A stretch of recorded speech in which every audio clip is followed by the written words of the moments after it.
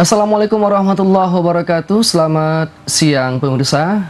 Hari ini Sumatera Barat hari ini kembali hadir menjumpai Anda Rabu 14 Februari 2024 bersama saya Muhammad Irhas Fakhrudin. Dan saya Rukbia Natasha. Berbagai informasi terbaru di Sumatera Barat telah dirangkum oleh tim redaksi kami untuk Anda. Iya, pemirsa, pada hari ini kita berada pada Pesta Demokrasi Pemilu Indonesia, pemilihan wakil ataupun pemimpin kita untuk 5 tahun ke depan. 5 tahun ke depan. Iya, Tasya sudah memilih tadi? Sudah dong. Faru sendiri gimana? Udah dong, nih masih ada bekasnya. Oke. Dan langsung saja kita saksikan cuplikan topik utama untuk hari ini.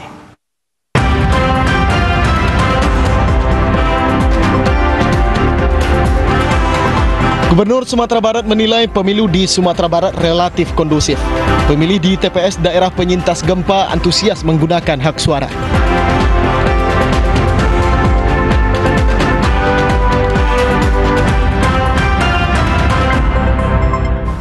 Di informasi pertama, Saudara Gubernur Sumatera Barat Mahyildi menyalurkan hak suaranya di TPS 12 Kelurahan Jati Baru, Kecamatan Padang Timur, Kota Padang. Gubernur Sumatera Barat menegaskan situasi dan kondisi pemilu relatif aman karena koordinasi antar unsur Forkopimda tetap dioptimalkan. Gubernur Sumatera Barat Mahyildi bersama istri, anak, dan menantu tiba di TPS 12 Kelurahan Jati Baru, Kecamatan Padang Timur, Kota Padang pada pukul 8:25 waktu Indonesia Barat. Sesampai di TPS, Gubernur dan keluarga menyerahkan form C pemberitahuan dan mengantri untuk masuk ke bilik suara. Usai memberikan hak suaranya, Gubernur Sumatera Barat menyampaikan hingga saat ini kondisi dan situasi pemilu di Sumatera Barat relatif aman dan kondusif. Hal ini diketahui dari peninjauan yang dilakukan ke TPS-TPS di Sumatera Barat 1 hari sebelum hari pemilihan kemarin. Gubernur memastikan listrik dan jaringan di TPS tidak ada kendala, termasuk antisipasi dampak bencana. Gubernur juga yakin partisipasi pemilih di Sumatera Barat dapat mencapai 80% lebih. Kita dari Forkopimda Provinsi setelah rapat dengan KPU dan Bawaslu beberapa kali kita rapat dan kita mencoba untuk memaksimalkan dalam hal distribusi kertas suara. Kalau ada KPU ada permasalahan maka di backup oleh kepolisian juga TNI dan kemudian juga kaitan dengan listrik itu kita juga hubungi PLN melalui rapat dan kita minta betul-betul terjamin di seluruh TPS tidak ada yang tidak punya listrik kan nanti juga kaitan dengan mesin printer ya dari hasilnya nanti kan ada ditandatangani oleh saksi-saksi. Sementara itu peninjau pemilu asal Malaysia sangat mengapresiasi pelaksanaan pemilu di Indonesia yang berjalan tertib, aman dan kondusif. Alhamdulillah saya di sini udah kemarin untuk menjadi pemerhati melihat proses demokrasi di Indonesia. Yang saya kagum bagaimana pesta demokrasi itu diraihkan begitu sekali dan kesadarannya agak menyeluruh. Kesadaran demokrasi itu dan integritas demokrasi dijaga. Saya agak kagum bagaimana Indonesia mengendalikan 200 juta pengundi bisa aman, bisa tentram dan baik sekali. Jadi inilah makna demokrasi, karena Indonesia kan negara ketiga terbesar demokrasi. Mahyildi menambahkan pihaknya sudah mensosialisasikan kepada Forkopimda untuk memastikan penyelenggaraan pemilu di masing-masing tempat berlangsung baik dan aman serta tidak terjadi kecurangan. Nantinya kecamatan terbaik dalam penyelenggaraan pemilu akan mendapatkan reward umroh dari pemerintah Provinsi Sumatera Barat. Delima Febria, Nurul Kolbi, TVRI Sumatera Barat. Saudara, selain Gubernur Sumatera Barat, Wakil Gubernur Audi Joynaldi juga menyalurkan hak suaranya di TPS 03 Rimbo Kaluang, Kecamatan Padang Barat, Kota Padang. Wakil Gubernur Sumatera Barat mengimbau masyarakat untuk menyalurkan hak suaranya dan menolak golput. Wakil Gubernur Sumatera Barat Audi Joynaldi menyalurkan hak suaranya di TPS 03 Rimbo Kaluang, Kecamatan Padang Barat, Kota Padang. Wakil Gubernur Sumatera Barat bersama Dr. Fitria Amalia Umar datang ke TPS pukul 9:10 tadi pagi. Selain Wakil Gubernur, ratusan warga sekitar Rimbo Kaluang juga terlihat antusias menggunakan hak pilih dalam pemilu 2024. Namun sebagian warga datang ke TPS lebih awal, termasuk warga lanjut usia untuk bisa menyalurkan hak suaranya pada Pesta Demokrasi 2024. Seperti yang terlihat di TPS 024 Manggis Garden, Kelurahan Gunung Sari, Kecamatan Kuranji, dan TPS 03 Rimbo Kaluang, Kecamatan Padang Barat, Kota Padang.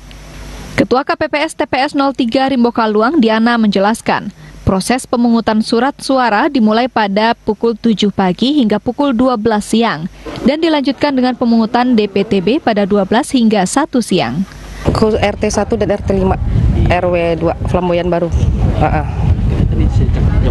Mulai jam 7 tadi, langsung buka kotak suara, langsung dilihatkan ke para saksi, sama pengawas, sama pemilih. Sampai jam berapa nih? Kalau DPT sampai jam 12, yang daftar pemilih khusus jam 12 sampai jam 1. Jam 1 kita sudah tutup. Wakil Gubernur Sumatera Barat, Audi Joinaldi, mengingatkan masyarakat untuk menyalurkan hak suaranya sesuai dengan pilihan masing-masing. Alhamdulillah saya dengan Ibu telah mencoblos di TPS 03. Kita lihat antusiasme masyarakat cukup baik. Kalau persentase belum tahu berapa, nanti kita lihat di akhir. Yang kita harapkan pemilu di Sumatera Barat kali ini berlangsung aman dan damai, yang penting itu. Apapun pilihan masyarakat, masing-masing udah punya keputusan masing-masing, ya insya Allah yang terbaik untuk bangsa Indonesia dan juga Sumatera Barat. Audi Joinaldi menambahkan secara umum pelaksanaan proses pemungutan suara di Sumatera Barat berjalan lancar. Diharapkan proses demokrasi pada 2024 bisa melahirkan pemimpin yang terbaik. Demikian laporan Tua Saman Siregar, Adfriandi, TVRI Sumatera Barat. Mengantisipasi korban jiwa seperti yang terjadi pada tahun 2019 lalu, Komisi Pemilihan Umum telah menerapkan pembatasan usia dan memperketat syarat kesehatan bagi petugas KPPS. Hal ini mengingat tugas KPPS yang berat sehingga diperlukan petugas yang prima. Ratusan petugas pemungutan suara atau KPPS meninggal karena kelelahan saat pemilihan umum presiden dan legislatif serentak pada 2019 lalu. Komisi Pemilihan Umum telah membatasi masa usia dan kondisi kesehatan KPPS. Calon KPPS tidak diperbolehkan memiliki riwayat penyakit, sementara usia dibatasi maksimal 55 tahun. Hal ini mengantisipasi kejadian serupa pada pemilu 2019 silam. Komisioner KPU Provinsi Sumatera Barat, Ori Sativa Syakban, menjelaskan, pada pemilu serentak 2019 banyak petugas KPPS yang meninggal dunia akibat kelelahan. Apalagi petugas KPPS 2019 lalu banyak yang memiliki riwayat penyakit dan usia lanjut. Berdasarkan penyidikan yang dilakukan, petugas yang meninggal dunia akibat kelelahan dan tidak ada unsur lain. Untuk itu, pada pemilu 2024 sekarang, usia lanjut dan yang memiliki riwayat penyakit atau komorbid tidak diperbolehkan menjadi KPPS. Selain keselamatan petugas KPPS, KPU Sumatera Barat juga mengingatkan petugas menjalankan tugas dengan baik sesuai aturan yang berlaku, sehingga tidak terjadi pelanggaran yang berujung kepada PSU atau pemungutan suara ulang. Demikian laporan Tua Saman Siregar, Adfriandi, TVRI Sumatera Barat. Selain tempat pemungutan suara atau TPS reguler dalam pemilu serentak tahun 2024 di Kota Payakumbuh juga terdapat satu TPS khusus yang berada di Lapas Kelas 2B Payakumbuh. Lapas yang berada di pusat Kota Payakumbuh tersebut terdapat 302 orang pemilih yang berasal dari berbagai kabupaten kota di Sumatera Barat serta di luar Sumatera Barat. Mereka memberikan hak pilih di TPS 091 yang berada di dalam lapas. Ratusan warga binaan pemasyarakatan Lapas Kelas 2B Payakumbuh yang terdaftar dalam daftar pemilih memberikan hak pilihnya pada Rabu pagi. WBP yang berasal dari berbagai kabupaten kota di Sumatera Barat serta dari luar Sumatera Barat itu terlihat antusias untuk memberikan hak pilih mereka.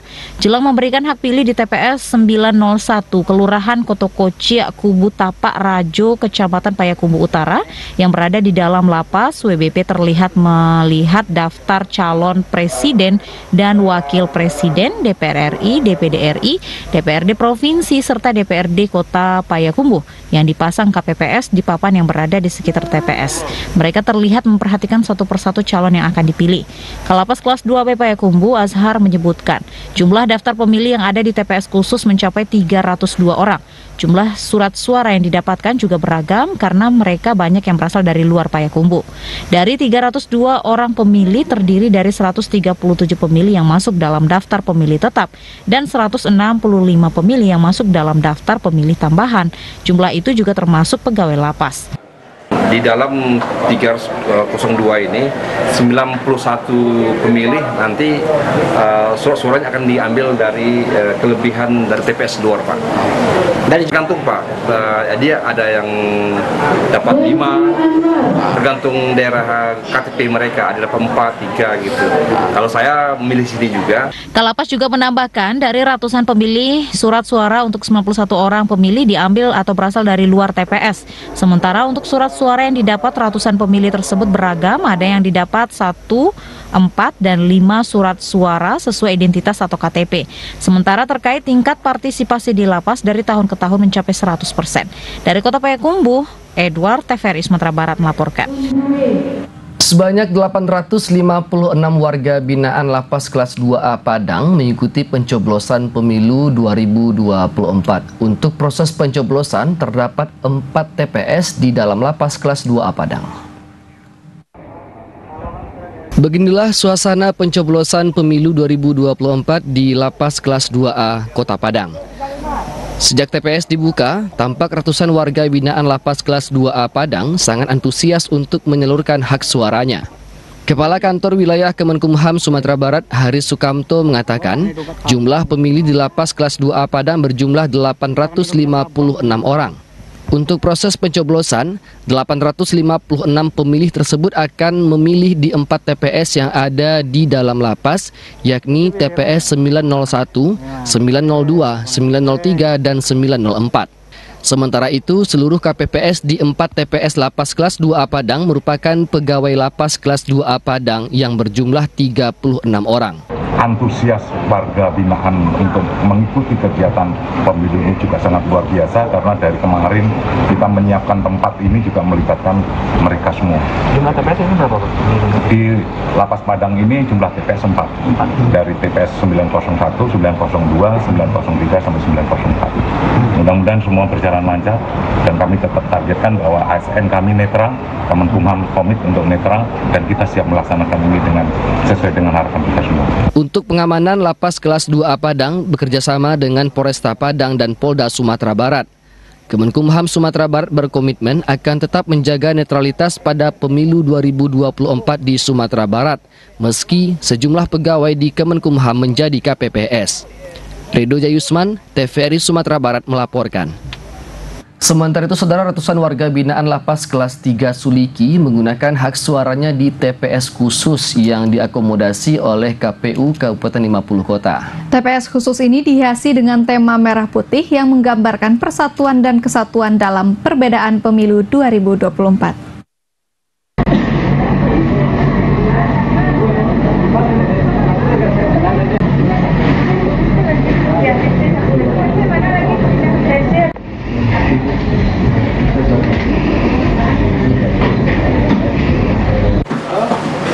Ratusan warga binaan permasyarakatan kelas 3 Suliki memberikan hak suaranya dalam pemilihan umum 2024 di dalam lapas. Lapas Suliki memiliki satu tempat pemungutan suara khusus di dalam lapas yang digunakan untuk para warga binaan menentukan pilihannya. Kelapas kelas 3 Suliki Kamesworo mengatakan satu TPS di dalam lapas ini merupakan TPS khusus untuk warga binaan lapas yang memiliki hak suara dalam pemilihan umum. Seluruh persiapan sudah dilakukan melalui koordinasi dengan KPU dan Bawaslu setempat. Kamesworo menambahkan berdasarkan aturan serangkaian dari awal juga telah dilakukan, misalnya dengan sosialisasi serta simulasi yang dilakukan oleh KPU 50 Kota. Hari ini Lapas Kelas 3 Suliki baru saja melaksanakan kegiatan pencoblosan dalam rangka pemilu tahun 2024, yang mana kegiatan ini diikuti oleh warga binaan sebanyak 104 orang dan jumlah KPPS 7 orang. Alhamdulillah kegiatan ini dilaksanakan dengan aman, tertib, dan lancar. Area meja, kotak suara, dan bilik suara juga dihiasi dengan tema merah putih yang menjadi ciri khas Indonesia yang menggambarkan persatuan dan kesatuan dalam perbedaan di momen pemilu 2024. Irwan Santoso, TVRI Sumatera Barat. Dan saudara, untuk mengetahui situasi proses penghitungan suara di TPS khusus dan di Rumah Sakit Umum Pusat M. Jamil Padang, kita sudah terhubung dengan kontributor TVRI Sumatera Barat, Redo Jayusman. Selamat siang, Redo.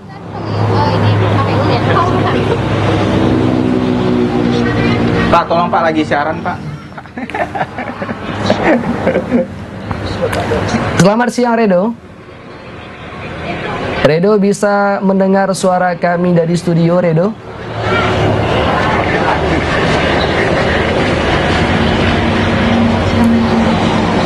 Selamat siang, Redo.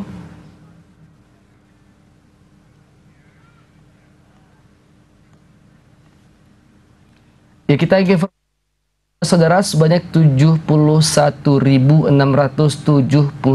warga Pariaman yang masuk dalam daftar pemilih tetap atau DPT melakukan pencoblosan pemilihan presiden, wakil presiden dan anggota legislatif untuk tingkat DPD RI, DPR RI, DPRD Provinsi dan DPRD Kota pada Rabu pagi. Komisi Pemilihan Umum Kota Pariaman menargetkan partisipasi pemilih pada pemilu kali ini mencapai 85%.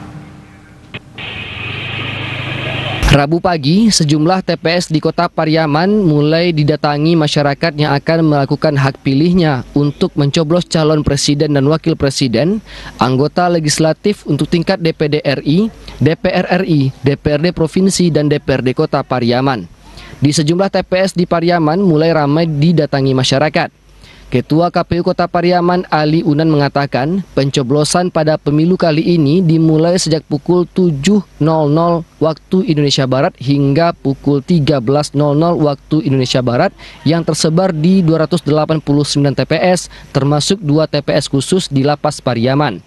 KPU menargetkan pada pemilu kali ini partisipasi pemilih di Kota Pariaman mencapai 85% dan berharap target tersebut bisa tercapai sesuai dengan upaya sosialisasi yang dilakukan selama ini.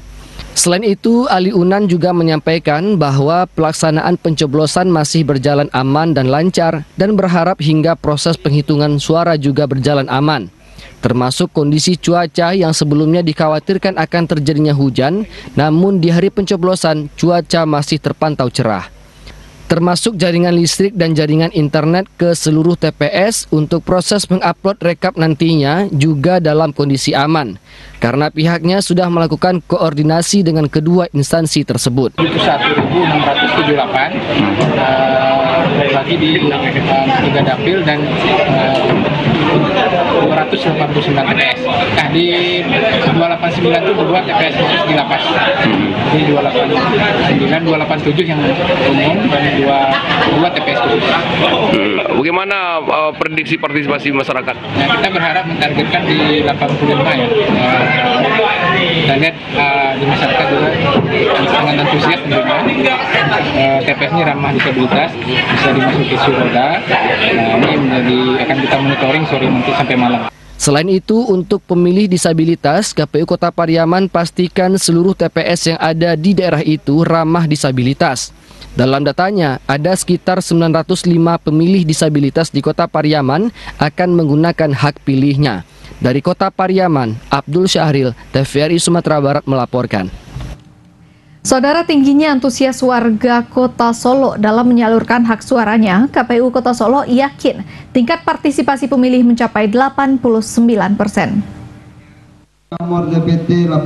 Warga Kota Solo antusias mendatangi tempat pemungutan suara atau TPS untuk mencoblos calon presiden, wakil presiden DPR RI, DPD RI, DPRD Provinsi, dan DPRD Kabupaten Kota.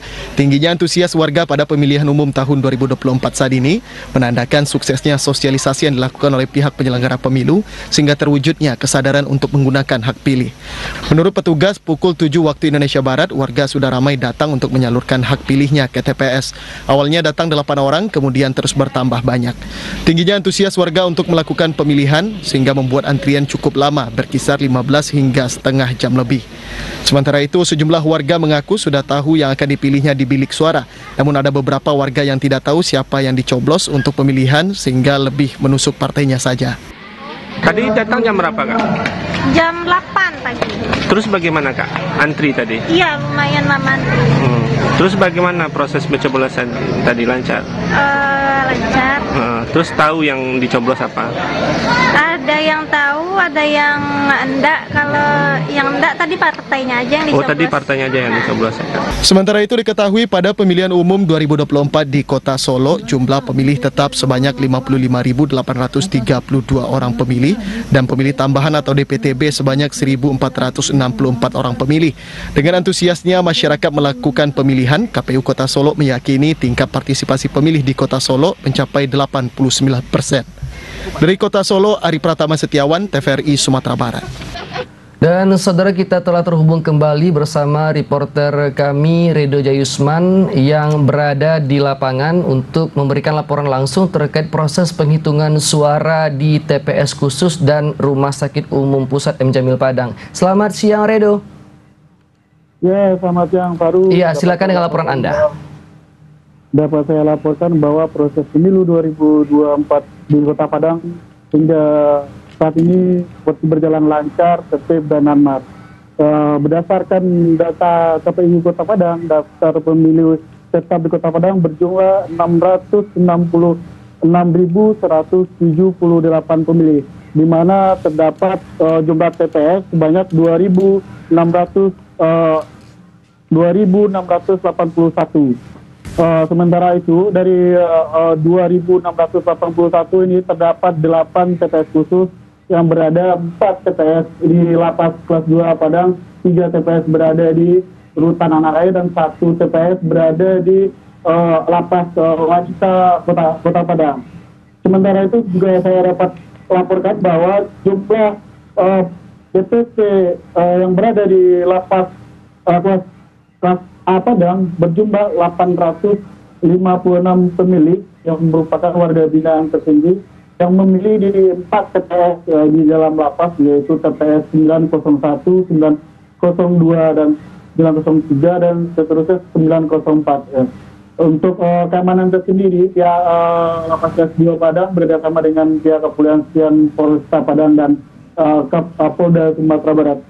Sementara itu saya juga dapat laporkan bahwa untuk meningkatkan partisipasi pemilih,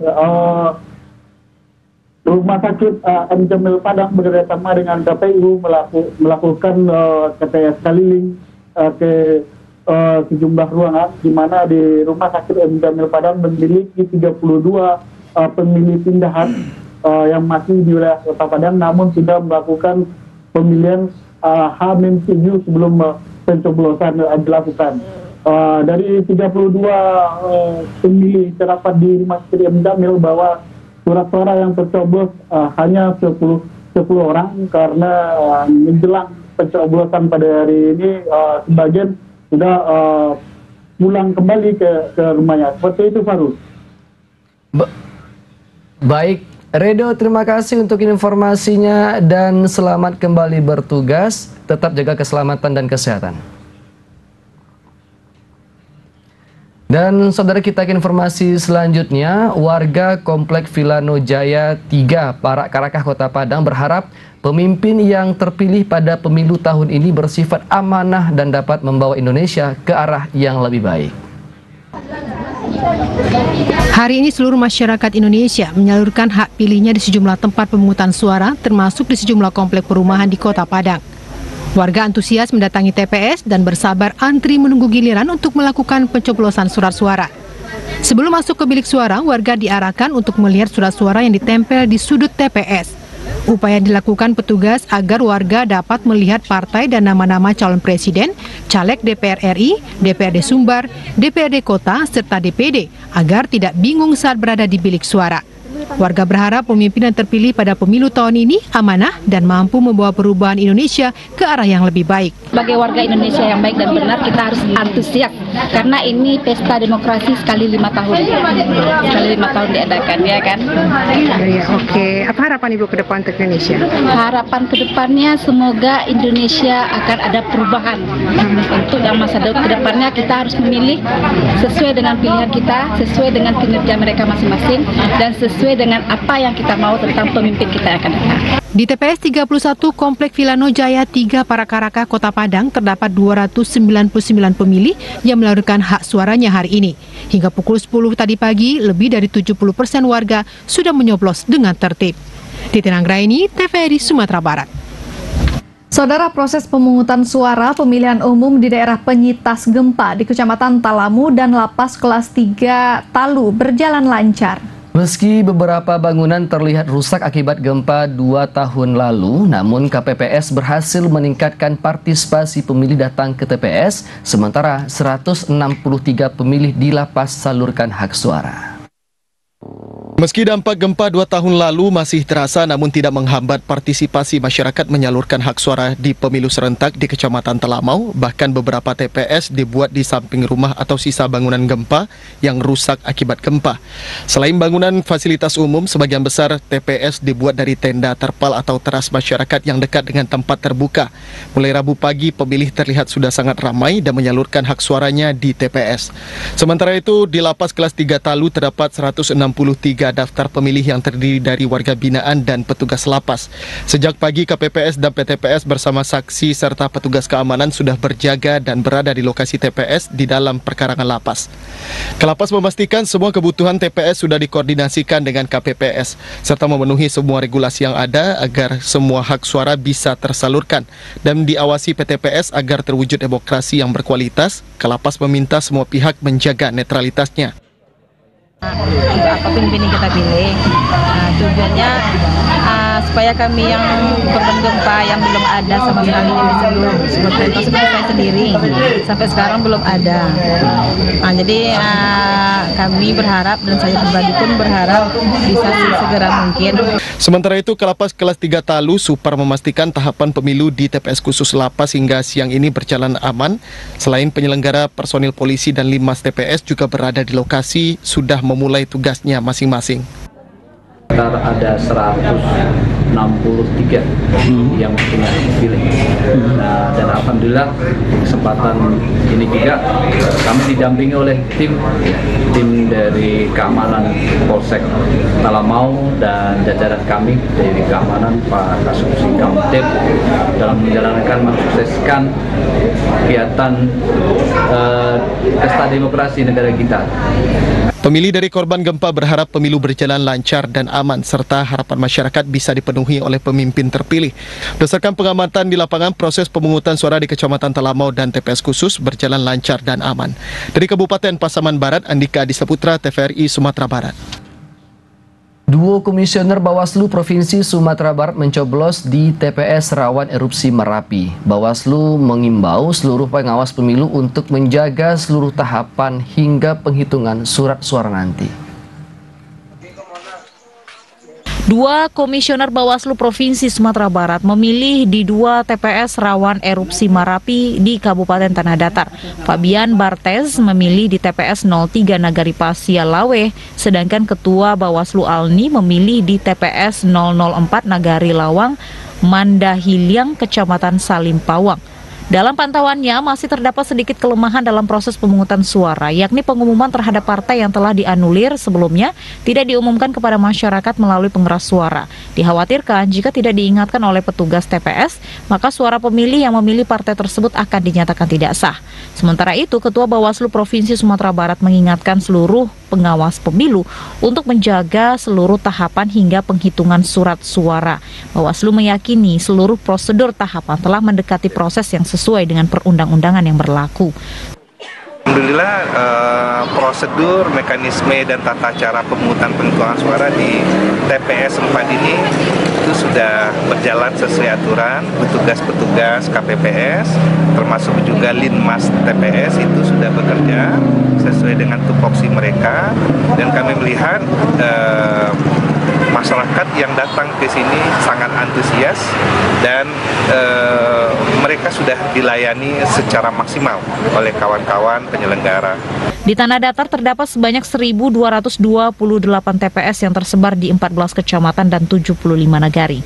Jumlah pemilih yang terdata dalam daftar pemilih sebanyak 280.032 orang. Erika Yulidra Marta, TVRI Sumatera Barat melaporkan. Menjelang dilaksanakannya pemilu 2024, KPU Kota Padang memusnahkan lebih kurang 10.000 surat suara yang mengalami rusak dan berlebih. Pemusnahan surat suara itu dilakukan untuk memastikan tidak ada lagi surat suara pemilu 2024 di luar TPS-TPS yang ada di Kota Padang saat masyarakat melakukan pencoblosan. KPU bersama Bawaslu, TNI, dan instansi terkait lainnya melakukan pemusnahan surat suara yang dinilai rusak dan berlebih dari yang dibutuhkan di gudang utama KPU Kota Padang di Jalan Bypass kilometer 19, Kelurahan Balai Gadang, Kecamatan Koto Tangah, Kota Padang. Surat suara yang dinyatakan rusak dan berlebih itu dimusnahkan dengan cara dibakar. Ketua KPU Kota Padang Riki Eka Putra mengatakan jumlah surat suara yang dimusnahkan lebih kurang sebanyak 10.000 surat suara. 8.000 surat suara dinyatakan rusak dan 2.000 surat suara merupakan kelebihan dari yang dibutuhkan di Kota Padang. KPU Kota Padang menilai setelah seluruh KPU Padang menilai setelah seluruh surat suara yang rusak dan berlebih itu dimusnahkan, KPU meyakini tidak ada lagi surat suara pada pemilu 2024 di Kota Padang berada di tempat lain kecuali di TPS yang ada. KPU Padang menilai setelah seluruh surat suara yang rusak dan berlebih itu dimusnahkan, KPU meyakini tidak ada lagi surat suara pada pemilu 2024 di Kota Padang yang berada di tempat lain kecuali hanya di TPS yang ada. Beberapa surat suara yang itu kita anggap berlebih karena berdasarkan hasil sortir itu dinyatakan rusak, kemudian ada beberapa sedikit yang berlebih dan itu harus kita musnahkan seluruhnya. Setelah proses ini selesai dilakukan, kami meyakini tidak ada lagi surat suara yang tidak bertuan. Seluruh surat suara sudah ada terkemas di dalam sampul bersegel di dalam kotak suara yang juga bersegel di 2.681 TPS yang ada di Kota Padang. Ada berapa surat suara yang dimusnahkan?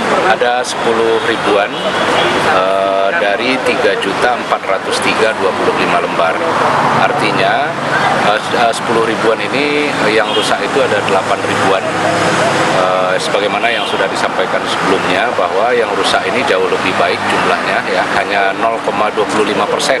Berdasarkan data KPU Kota Padang, daftar pemilih tetap di Kota Padang berjumlah 666.178 pemilih dan jumlah TPS sebanyak 2.681 TPS. KPU Kota Padang berharap partisipasi masyarakat Kota Padang mencapai 79,5%. Ridho Jayusman, TVRI Sumatera Barat melaporkan.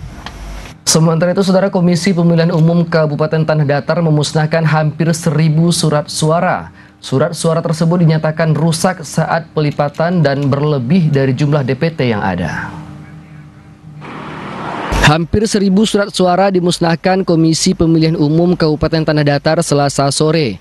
Pemusnahan dilakukan di gudang milik KPU pasca terdistribusinya seluruh surat suara ke 14 kecamatan di kabupaten tersebut. Adapun rincian surat suara yang dimusnahkan diantaranya untuk pemilihan DPRD Kabupaten sebanyak 582 surat suara, DPRD Provinsi sebanyak 78 surat suara, DPD RI sebanyak 34 surat suara, DPR RI sebanyak 230 surat suara, dan pemilihan Presiden dan Wakil Presiden sebanyak 41 surat suara.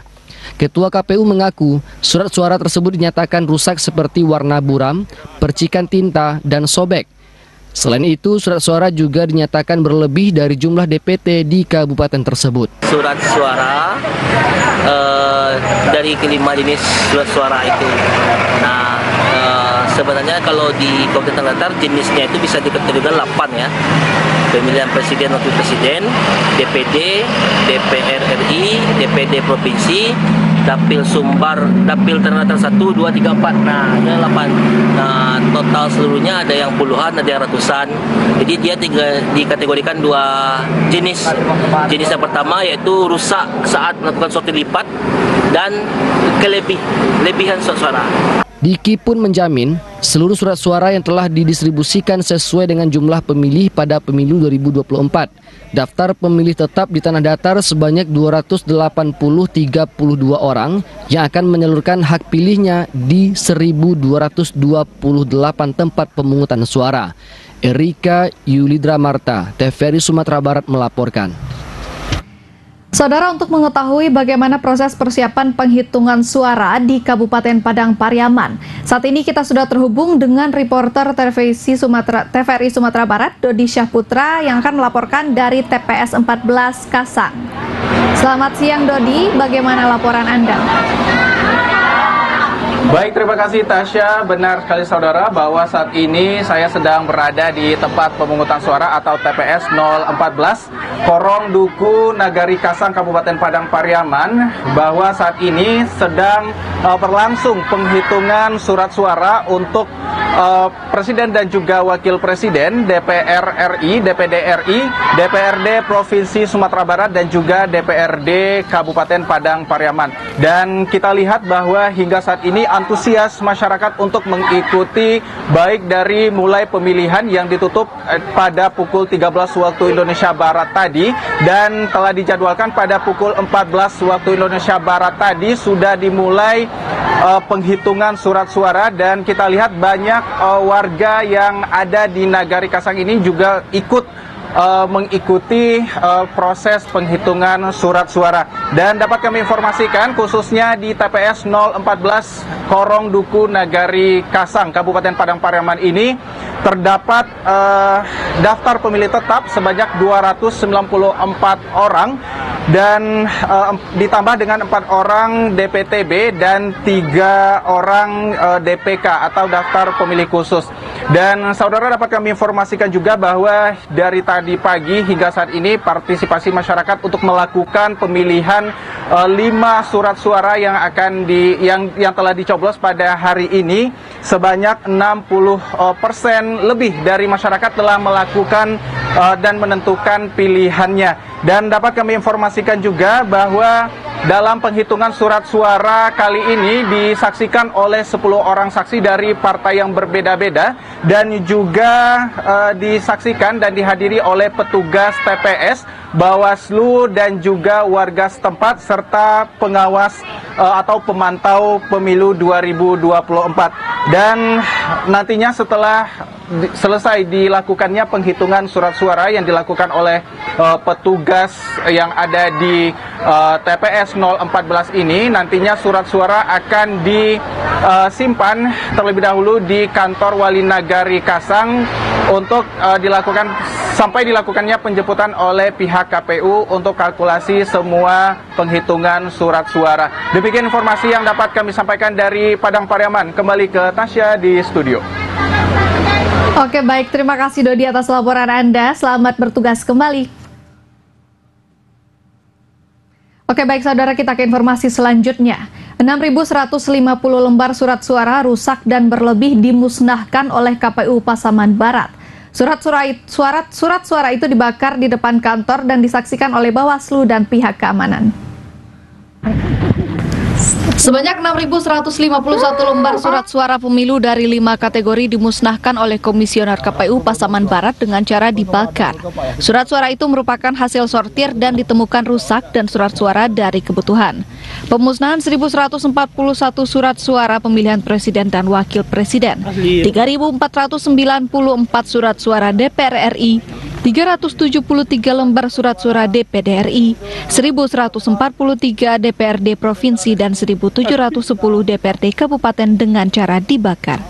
Ketua KPU Pasaman Barat Alfi Syahrin menegaskan, pemusnahan ini merupakan langkah pencegahan penyalahgunaan surat suara yang tidak terpakai secara sortir dan lebih dari kebutuhan. Saat pemusnahan berlangsung, semua logistik sudah di PPK dan sedang bergeser ke KPPS. Pemusnahan juga melibatkan Bawaslu dan unsur pemerintah dan keamanan. Langkah itu dibagian dari bentuk transparansi dalam pesta demokrasi dan upaya menciptakan pemilu berkualitas di Pasaman Barat. Merupakan tahapan pemusnahan kelebihan surat suara yang ada di KPU Barat untuk pemilu 2024. Yang di lebih ini yang rusak tuh kan sudah? Jadi terkait kelebihan ini di berita acara itu bunyi kelebihan dan itu sudah merangkap seluruhnya terkait surat suara rusak dan juga surat suara yang lebih kirim. Oke. Ini sudah disortir, sudah distribusi, tentu kita hitung kembali dan inilah hasil yang kita musnahkan di hari Selasa 13 Februari 2024. KPU berharap tahapan pemungutan dan coblos hingga rekapitulasi berjalan aman dan lancar. Kerja keras PPK, PPS hingga kepada KPPS menjadi ujung tombak kesuksesan pemilu. Dari Kabupaten Pasaman Barat, demikian laporan Andika Disaputra, TVRI Sumatera Barat. Usai jeda berikut kami akan kembali dengan sejumlah informasi menarik lainnya, di antaranya 3 bangunan di Padang terbakar. Informasi selengkapnya sesaat lagi, tetaplah bersama kami.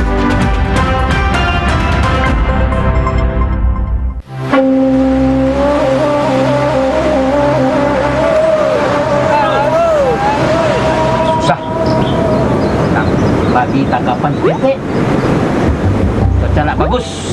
Abu yang bahannya pagi tadi. Sama Pak Mai, Pak Mai. Apa lah?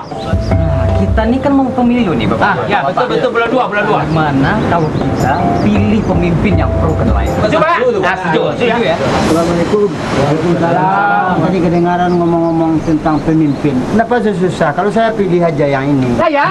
Yang ini. Oh yang ini. Ya.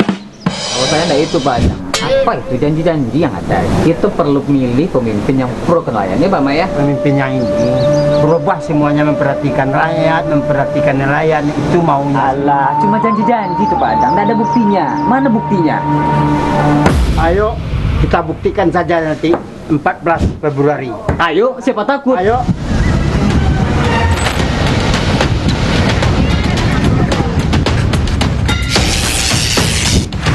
Saya dulu Pak Mai.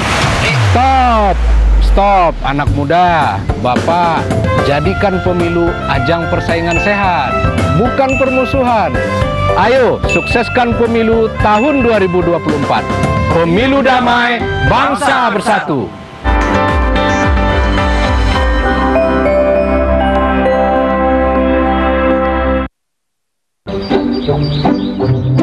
Jadi, Bapak Ibu sekalian, memang untuk penyaluran set-top box gratis wilayah ini, kamilah penanggung jawabnya. Benar, LPS lah yang berkomitmen menyediakan bantuan STB untuk rumah tangga miskin. Perkiraan jumlah rumah tangga miskin 6,7 juta. Ini sesuai PP 46 tahun 2021. Kominfo pun juga ikut dalam penyaluran STB. Pemerintah mempersiapkan sekitar 1 juta bantuan STB. Walah, jadi wilayah ini tanggung jawab TV swasta. Iya. Nah, jika Bapak Ibu ingin memantau info penyaluran STB, bisa lihat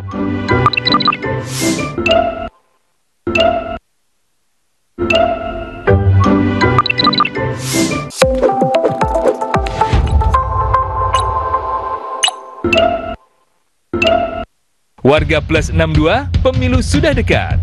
Sudah pada tahu apa saja tahapan dan jadwal penyelenggaraan pemilu 2024? Simak informasi berikut ini. Pencalonan anggota DPD. Pencalonan anggota DPR, DPRD Provinsi, dan DPRD Kabupaten atau Kota. Pendaftaran bakal calon presiden dan wakil presiden. Pengusulan bakal calon pengganti atas hasil pemeriksaan kesehatan. Penetapan pasangan Capres-Cawapres. Penetapan nomor urut pasangan calon. Masa kampanye pemilu. Masa tenang. Pemungutan suara. Penghitungan suara. Rekapitulasi hasil penghitungan suara. Suara rakyat, suara pemilu.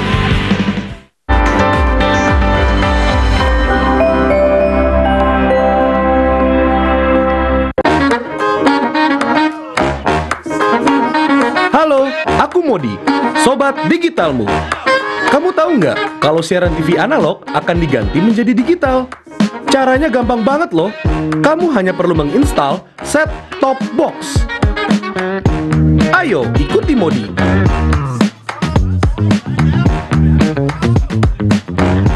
Siaran TV digital membuat gambar televisimu menjadi lebih bersih.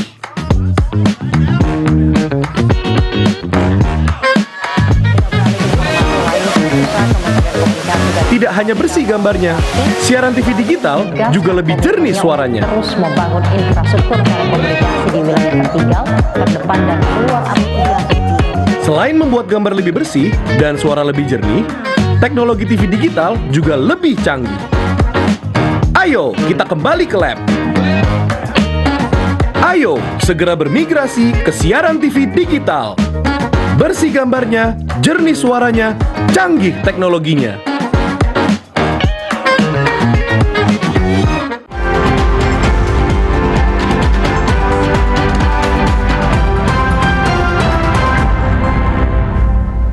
Terima kasih Anda masih bersama kami saudara. Kita ke informasi selanjutnya. 3 bangunan di kawasan Tabiang Bandagadang, Kecamatan Nanggalo, Kota Padang hangus terbakar. Tidak ada korban jiwa dalam peristiwa tersebut, namun kerugian ditaksir mencapai 800 juta rupiah. Mendapatkan laporan dari masyarakat, Damkar Kota Padang mengerahkan 6 unit dan 30 personil ke lokasi kebakaran di kawasan Bandagadang, Kecamatan Nanggalo, Kota Padang. Sampai di lokasi, personil Damkar dengan cepat mematikan api yang membakar 3 bangunan itu sebelum menyambar bangunan lainnya, karena kebakaran terjadi di kawasan padat penduduk. Kabid Ops Damkar Kota Padang Sultan Hendra mengatakan, 3 bangunan yang terbakar adalah rumah warga, toko bangunan, dan pangkas rambut. Sementara itu, untuk penyebab kebakaran, pihak Damkar menyerahkan ke pihak kepolisian untuk penyelidikan lebih lanjut. Terjadi kebakaran di daerah Tabiang Bandagadang atau di dekat perumahan Biak Utama. Langsung kami turunkan armada sampai di lokasi. Adapun yang terbakar adalah 1 petak rumah, kemudian ada juga 1 tempat penjualan kayu, tolos kayu, dan tempat pangkas. Jadi ada 3 petak unit rumah yang bakar. Penyebabnya? Penyebab belum kami ketahui, nanti ada penyelidikan lebih lanjut. Tidak ada korban jiwa dalam peristiwa tersebut, namun kerugian ditaksir mencapai 800 juta rupiah. Damkar Kota Padang mengimbau masyarakat agar mewaspadai hal-hal yang menjadi pemicu kebakaran seperti aliran listrik, kompor, dan lainnya saat meninggalkan rumah. Ridho Jayusman, TVRI Sumatera Barat melaporkan. Saudara, tim Opsnal Satreskrim Polres Payakumbuh menembak seorang pelaku pencurian sepeda motor yang juga pelaku penipuan. Tersangka berinisial BV terpaksa ditembak di bagian kaki karena mencoba melawan dan melarikan diri saat diminta menunjukkan barang bukti hasil kejahatannya. Dari penangkapan, polisi menyita barang bukti sepeda motor. Kelurahan Padang Tiakar. Tersangka berinisial BV warga Kelurahan Padang Tiakar, Kecamatan Payakumbuh Timur, Kota Payakumbuh, terpaksa dilarikan ke rumah sakit usai mendapatkan tembakan dari anggota tim Opsnal Satreskrim Polres Payakumbuh. Ia terpaksa ditembak di betis sebelah kanan. Usai menjalani pengobatan, tersangka BV dibawa ke Mapolres Payakumbuh dengan pengawalan ketat. Penangkapan terhadap tersangka dilakukan setelah polisi mendapatkan laporan terkait kasus pencurian sepeda motor yang terjadi di Jorong Tanjung Kaliang Nagari, Sungai Kamuyang, Kecamatan Luhak, Kabupaten 50 Kota beberapa waktu lalu. Dari penyelidikan yang dilakukan, tersangka BV diketahui sebagai pelaku. Hingga polisi melakukan penangkapan saat ia berada di pinggir jalan di kawasan Tiakar. Tersangka BV telah menjalani aksi curanmor di berbagai tempat, termasuk di Kota Bukit Tinggi dan berbagai tempat lainnya. Kita amankan ya, 1 orang tersangka inisial B dalam perkara 2 perkara ini ya, ada penggelapan sepeda motor dan ada pencurian sepeda motor dengan 8 TKP penggelapan dan 2 TKP pencurian. Kita lakukan tindakan tegas terukur karena tersangka mencoba untuk melarikan diri. Selain mengakui aksi pencurian sepeda motor di sejumlah tempat, tersangka BV juga mengaku melakukan aksi penipuan dan membawa kabur sepeda motor korban. Sepeda motor hasil kejahatan tersebut dijual tersangka ke Kota Bukit Tinggi dan Pekanbaru. Hingga kini tersangka dan barang bukti telah ditahan di Mapolres Payakumbuh untuk pemeriksaan lebih lanjut. Dari Kota Payakumbuh, demikian laporan Edward, TVRI Sumatera Barat. Saudara, berikut kita ikuti informasi seputar kegiatan masyarakat lainnya yang telah kami rangkum dalam segmen advertorial.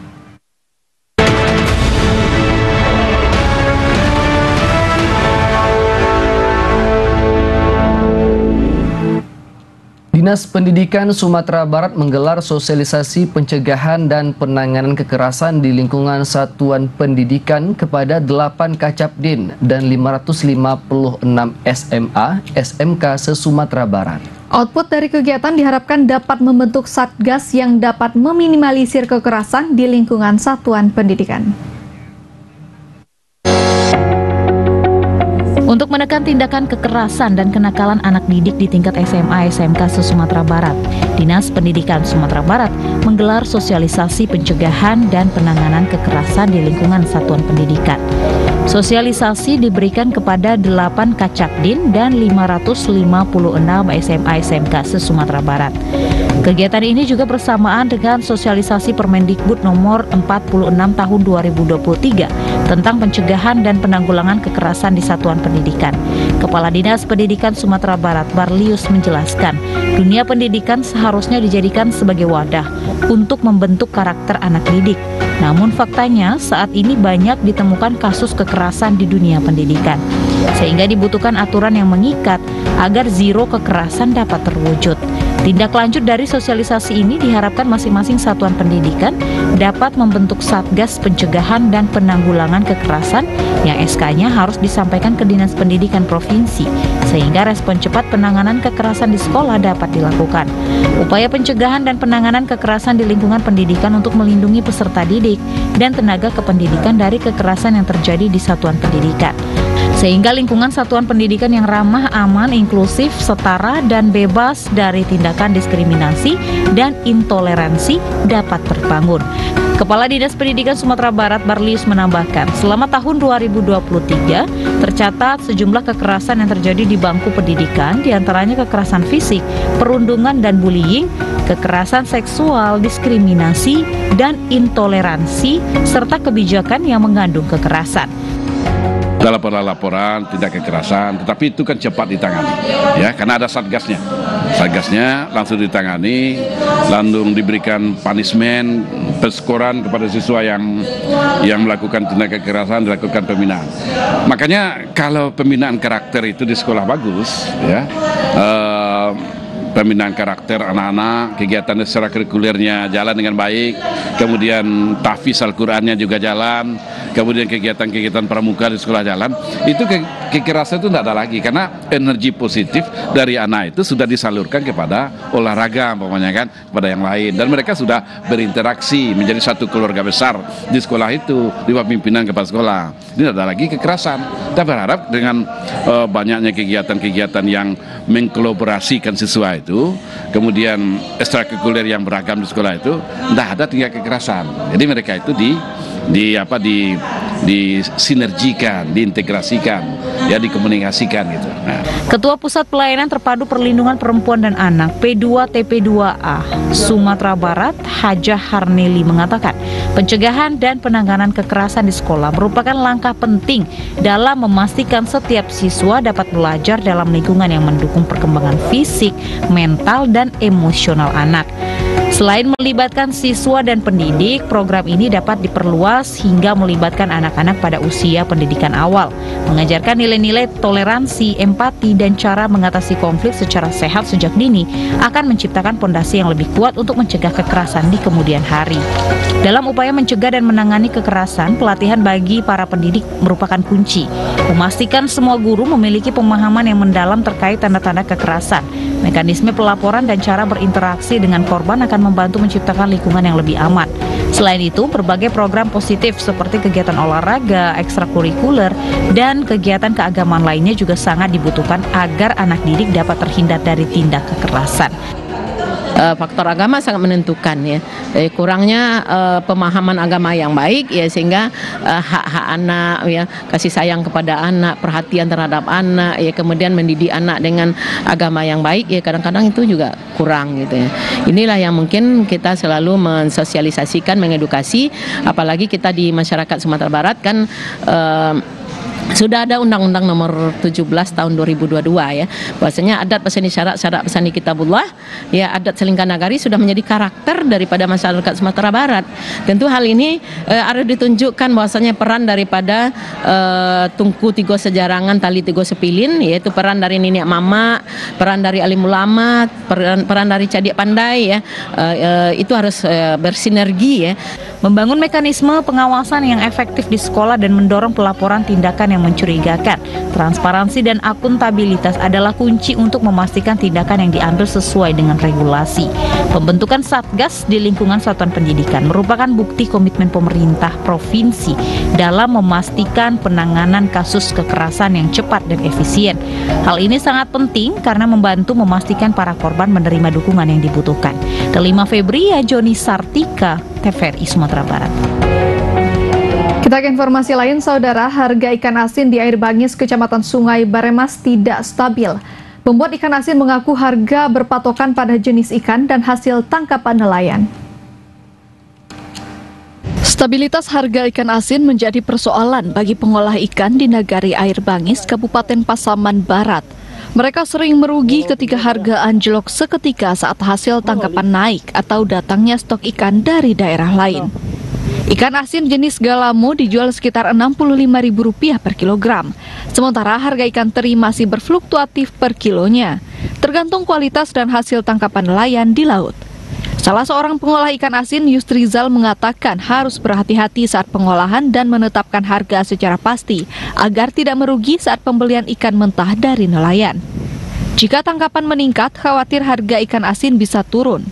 Sekarang 1 kilo ikan kering dijual berfluktuatif berkisar Rp20.000 hingga ratusan ribu rupiah per kilogram. Perbedaan ditentukan atas kualitas dan stok ikan. Sementara bahan dasar lainnya berupa garam terbilang stabil, yakni di angka Rp150.000 per kilonya, sehingga bisa membuat pengrajin ikan bisa lebih bernafas lega. Karena turun, namanya. Ya, tetapi ya pasti nama gini, kalau mau di Kiningwa, di Bali di bawah, misalnya Tenggiri, Kiningwa, lebih suka Tenggiri 70.000 batang. Ya, hampir puluh banyak juga gitu. Menjual karyang? Iya, enggak basah ya. Basah? Iya. Kalau pengeringan kau harus tetap lakukan kok, Pak? Iya. Kalau tidak lakukan bisa rusak ikan. Pengolah ikan asin berharap ke depan ada gudang khusus untuk penyimpanan ikan agar bisa diolah dengan jangka waktu lama, atau gudang penyimpanan hasil olahan agar bisa terjual dengan harga standar atau tidak merugi saat hasil olahan meningkat. Dari Kabupaten Pasaman Barat, Andika Adisaputra, TVRI Sumatera Barat. Saudara, informasi tadi sekaligus mengakhiri perjumpaan kita dalam Sumatera Barat hari ini. Saya Rugbiana Natasha. Dan saya Muhammad Irhas Fakhrudin mewakili kerabat kerja yang bertugas mengucapkan terima kasih atas kebersamaan Anda. Wassalamualaikum warahmatullahi wabarakatuh. Selamat siang dan sampai jumpa.